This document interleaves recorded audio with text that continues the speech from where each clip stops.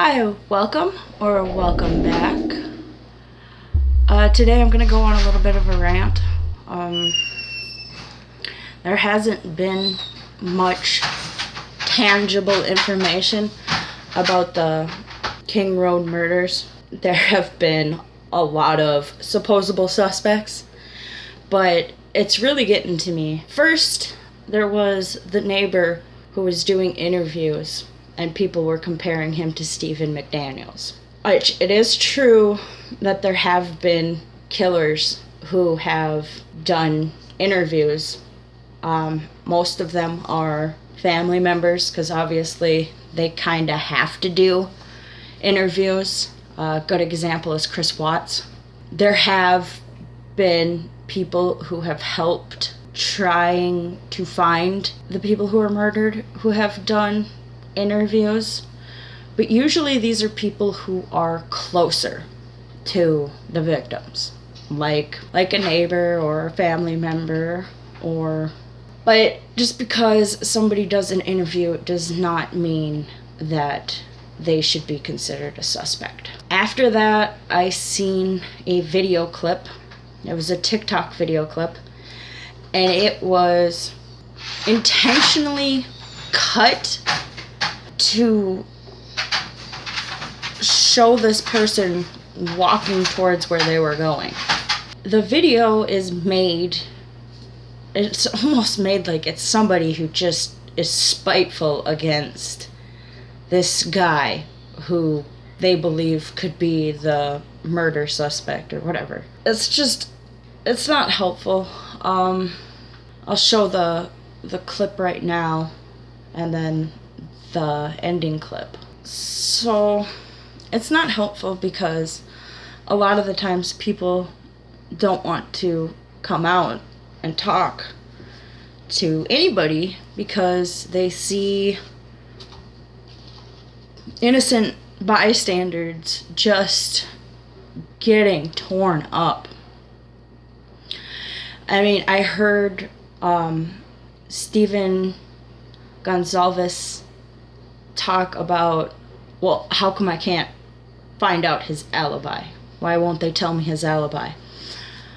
The thing is police officers, when there's a huge case like this, there's probably 20, 40 detectives, and they're all working different avenues.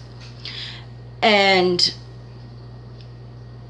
a lot of the times they'll go and they'll do a canvass of the neighborhood. They'll talk to neighbors. And then they kind of branch out from there. They'll find the victim's movements and follow up with people. If they're following up with people and they're asking, okay, where were you? What did you do? And they give their alibi to the police officers. The police officers aren't going to want to tell anybody what these people said to them. It doesn't make sense for a police officer to do that. Initial questioning is so important. It's absolutely important. You go up to somebody, you say, okay, so where were you? What did you do? You follow up on what they told you, and then you find out that's not what they were doing. That's not where they were. When you have that, you have something to go on. Why'd you lie to me? And then you can go from there. But if there's people out here saying, oh, this guy's so suspicious, blah, blah, blah, whatever. And then you say, well, he does have an alibi. He was at home on his computer playing video games. Well, the police aren't going to look into that and verify it unless they feel like that person is a very good person of interest.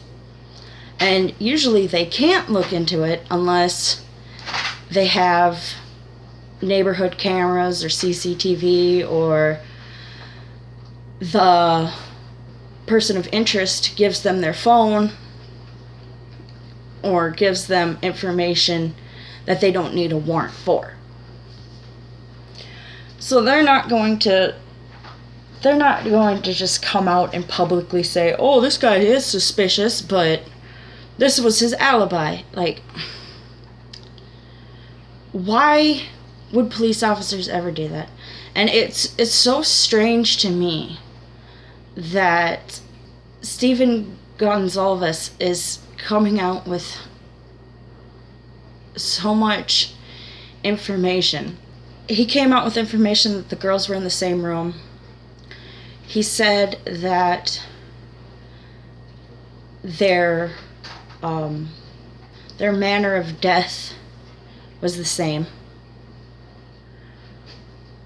The weapon used was the same, but they had different entry wounds. This does not automatically mean that Kaylee was the target. This just means that maybe Maddie was targeted first and then Kaylee woke up. Definitely a possibility. You have to see the crime scene and be able to compare all 4 bodies to know if somebody was targeted. So it doesn't make sense that you would want more information to be publicized. A lot of the times, convicted killers will confess, and if they confess and their confession has information that is completely out in public, that confession's pretty much worthless. You literally have to get something that only the killer would know. Otherwise, you're going to need DNA and all this other stuff. Somebody could admit to a murder and not even be close to being the person who did it. But if you have substantial evidence like Megan and Kaylee being in the same bed was something that nobody would have thought of. Nobody expected that. We all thought that there was probably 3-bedroom victims until that came out, that there was actually 2 bedrooms and 2 victims in each bed. So that would have been something that probably only the killer would have known. And now that is useless information. But they're not going to release everything about the crime and the crime scene. So after the video, and then after Stephen Gonsalves' interview, I seen this domestic violence case, and people were saying, "Oh, he's the one. He's gotta be. He lives like less than a mile away." I think what happened was he assaulted his wife and his daughter, or her daughter. I'm not too positive about, I haven't looked it up since, but I'll show you some of that in the video. But he assaulted 2 people. The police were called, and at some point he cut his arm open with a knife. And people are saying, "Oh, he's got to be the one that did it just because he lives so close." Well, this is a domestic violence issue. Most serial killers or people who are disturbed enough to do something like this, they're not going to have qualms with themselves. They're probably not going to hate themselves or dislike themselves. They're probably going to be more on the narcissistic side. Maybe not absolutely in love with themselves, but the person who did this isn't that dysfunctional. And he cut his own arm open. He didn't attack his family with a knife. He's not a crazy knife-wielding freak at the end of his rope. He's just mentally ill, and I think there's definitely some issues in that family, and they need their own help, but sitting there targeting this guy isn't going to help him. And if he is the killer, they'll find out. And I don't think that the person who did this is that dysfunctional. And later I'll do a comparison so you can see a case that's a good comparison to this. It's similar in a lot of ways, but in a lot of ways it's not similar. But it does show the difference between a dysfunctional serial killer and an organized serial killer. Now, the fourth one that I've seen is a new one. I've seen it today. This kind of it prompted me to watch this video, or to make this video. It says live Q&A with Enon Harsh, Moscow, Idaho neighbor. It's with Lauren Mathis and Chef Dizzy. Originally, I seen a Law and Crime episode talking about the interview that had happened. And a police officer, or an ex-police officer, whatever, said, well, if I was a police officer, he would be a suspect. And I was starting to think that everybody who is possibly a suspect in this case is just getting targeted by the internet like crazy, and it's senseless. It's very senseless. This poor guy, you can tell he probably comes home, he probably plays video games. For all we know, he might not have heard the scream. He might have had a neighbor in the same apartment building or something come up to him and said, dude, I heard a scream at like 4 o'clock. And he goes, well, why don't you go and talk to the police? And they say, oh, I don't want to deal with this. Did you see that other neighbor? And this guy's like, well, I'll do it. I don't care. Because if you hear a scream coming from an area that is within the time range of a murder, and you hear the scream and you kind of like, what the heck, and you look at the clock just to be a good witness, that is important to the investigation, because it at least can help narrow down a timeline of when it happened. Like, let's say somebody was up at 5 o'clock and they heard a scream. Well, that would push the belief of the murder happening between 3 and 4 to now possibly 3 to 5, which is probably very unlikely. 3 to 4 is unfortunately a smart time frame to do something like this, because a lot of people come home from the bars close at 2.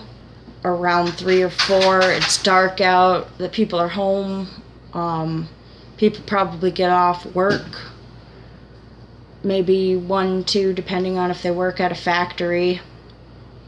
A lot of the time shifts will start around like 12-ish. You know, it goes on and on why 3 to 4. Like, I think, I don't know about this time of year. Like 7, 8 o'clock, you're going to be expecting a lot of people to probably be getting up for work depending on what time they work, where they work. School hours, 8 o'clock. You'd probably be expecting people to get up at 7 just to get ready. 3, 4 o'clock is actually kind of a smart time to pick if you're going to do something like this. Well, Chef Dizzy, I think you can tell this dude is just like, he's just a gamer, man. This guy comes home, and Chef Dizzy's probably his gamer take. He even says that he came home, he played a little bit of League of Legends, and then, you know, he went to bed. And I'm pretty sure, like, either somebody in that apartment building didn't want to come forward, but had heard that scream at night and then told this person, and this person said, okay, well, I'll come out with it, I don't care. Or this guy didn't hear anything. He changed his Twitter profile, his tweet, and changed it to, oh, I did hear something. And maybe it's because he wanted to do interviews. You don't know. Maybe this is his 15 minutes of fame. Some people are like that, but maybe he wants his gamer tag out there. Maybe he has a Twitch stream. Who knows? All I know is you watch this guy, and even if he's putting himself in the limelight, nobody deserves to be called a murderer. I mean, if you look at serial killers, Jeffrey Dahmer, BTK, Ted Bundy, John Wayne Gacy, the list goes on, and yeah, there are some people on the list where it's like, oh, yeah, I could see him doing it. But there's a lot where you look at these people and you have no clue that they could be somebody like this. A good one's Lucy Letby. Who would look at her and think, oh yeah, she's gonna go home and kill some babies? Like, it's shocking because a lot of the people who do this stuff, even children who kill, you can't just look at them and be like, oh yeah, he did it or he didn't do it. You have to see beyond their face and their demeanor. And like, I don't think, if I was face to face with a serial killer, I don't think I would know it until maybe if I had a deep conversation with them, something might pop out that's like, oh, that's weird. But stop picking on these people. Jesus criminy. You got some guy who's a loner dog owner. He's got a dog. He walks his dog all the time. It's probably his best friend, who just happens to be the neighbor of somebody who gets murdered. What else? You got some guy who was probably hanging out with these women thinking, you know, maybe I'll go home and get to hang out with them and we could party longer. Or, you know, what if he did want to help them get home safely? What if he wanted to, you know, get to know them more? You can't just call him a killer just because he's standing there and then somebody makes some TikTok video that is completely just cutting in the worst way to make him look like, oh, he's following them. When they're getting into a vehicle and getting a ride home, what do you think he's gonna do? Do you think he's gonna run down the street and follow that car? Or, like, I don't know. And if he did run after that car and follow it home, and then he would have had to have a knife on him, and it doesn't make sense. I covered that before. Chef Dizzy, he's just a gamer, dude. Whatever, you know. And then they said that, oh, it's suspicious that he lives around there and he's not a student. What if he's living with his cousin? His cousin's a student. We don't know anything about these people. And yeah, they're the guy with the mental health issues who ended up assaulting his family. Yeah, that seems a little suspicious. But he wasn't attacking his family with the knife. And he wasn't at his wit's end because he felt guilty for murdering those 4 women. It just... Is it possible? Yes. It's just... I have a feeling that's not what it was. And if it is what it was, then good. The guy put himself in the limelight. Cops can deal with him. But don't make his life worse just because he's got mental illness and he's obviously off his rocker and that family absolutely needs help. All of them need help. But... okay, so I digress. I wanted to go through... Actually, I'm going to stop here and then I'm going to come back.